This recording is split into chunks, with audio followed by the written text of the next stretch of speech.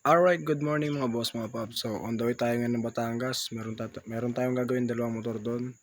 So, time check tayo 2:52 ng madaling araw. So, ngayon ay Miyerkules. So, takbo tayo ng Batangas, gagawin natin dalawang motor. So, update ko kayo pag ando na tayo. Alright, let's go. So, ayan yung aking motor. Ayan. Let's go.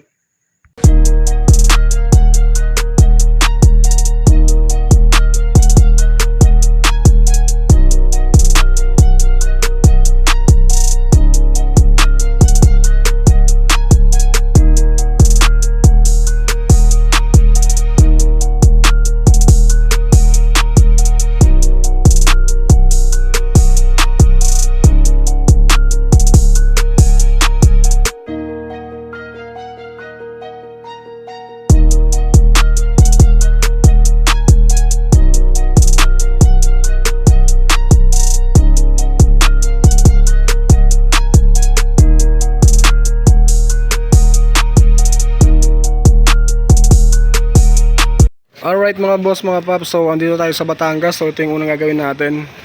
Medyo may yung makina.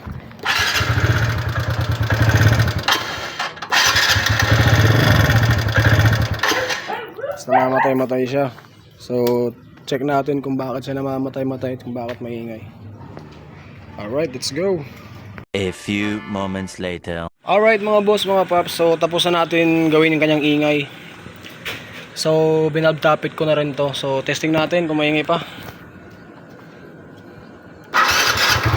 Yan.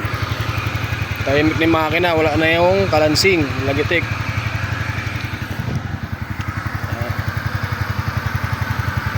Ulgo sa to, CVT naman sunod. Yan, stop. Alright mga boss, mga paps, so tapos na natin gawin tong unit ni sir from Batangas City.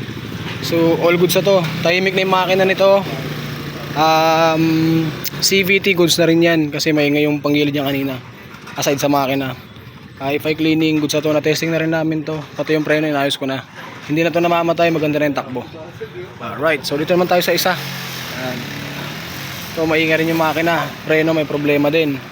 Yung kick sumasabit dito sa kanyang ngipin sa drive base. So ayusin natin yan. Ito sir, yung unang may-ari. Sir, masabi mo sir sa motor mo? Ayos na, maganda yung pagkakagawa. Wala na yung mga kalansing niya. Naman tayo sa isa. So gawin na natin to. Let's go!